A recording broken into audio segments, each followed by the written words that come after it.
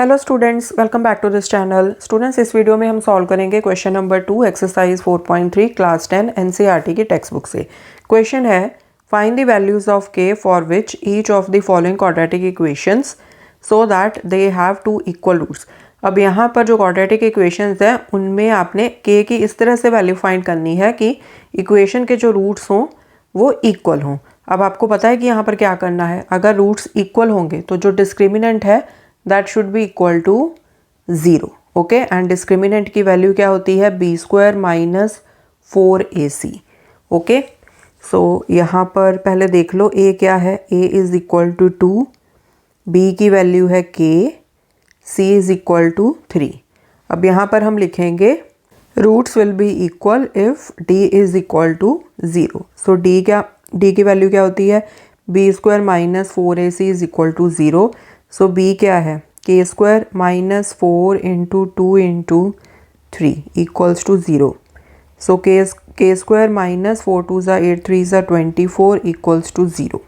Okay, सो यहाँ पर k² minus, अब 24 को मैं इस तरह से लिख सकती हूँ अंडर द रूट 24 इसका square is equal to 0। Okay, जब आप इसका स्क्वायर करोगे तो आपके पास 24 आ जाएगा, राइट। तो यहाँ पर क्या फैक्टर्स बन जाएंगे, ये क्या बना a² माइनस b²। तो फैक्टर्स क्या बनेंगे, a² माइनस b² किसके इक्वल होता है a plus b into a minus b, right. तो यहाँ पर फैक्टर्स बन जाएंगे k plus under root 24 k minus under root 24 equals to 0।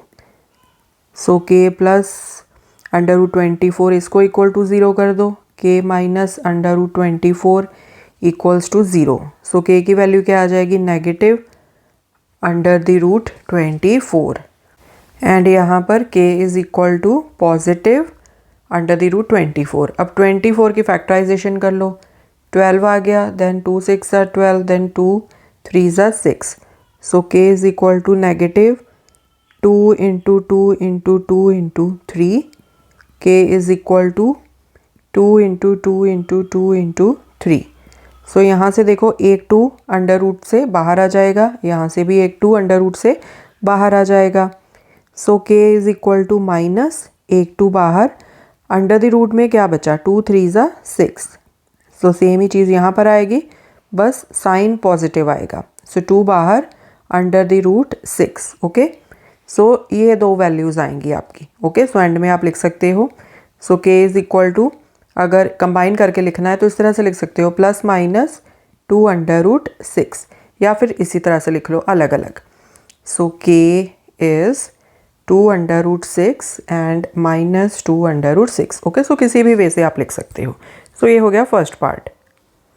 Second part, अब यहाँ पर पहले तो इसको सिंप्लीफाई कर लो, इस ब्रैकेट को ओपन कर लो, kx² minus 2 kx plus 6 is equal to 0। Okay, so roots will be equal if discriminant is equal to 0, मतलब b² minus 4ac is equal to 0। अब यहाँ पर a की वैल्यू क्या है k, x² का कोफिशिएंट b है, x का coefficient minus 2k, c constant 6। तो वैल्यूज पुट कर देंगे, minus 2k whole square minus 4 into k into 6 equals to 0। So minus minus plus हो गया, 2 2 ज़ा 4 k² माइनस 4 6 ज़ा 24 k इज इक्वल टू 0। अब यहाँ से देखो एक k कॉमन है, एक 4 कॉमन है, इनको बाहर निकाल लो, यहाँ से एक k बचेगा माइनस 4 6 ज़ा 24 इक्वल्स टू 0। अब यहाँ पर आपके पास दो फैक्टर्स आ गए ना, 4k एंड k माइनस 6, तो इनको अलग अलग से 0 के इक्वल करके हम वैल्यूज़ निकाल लेंगे।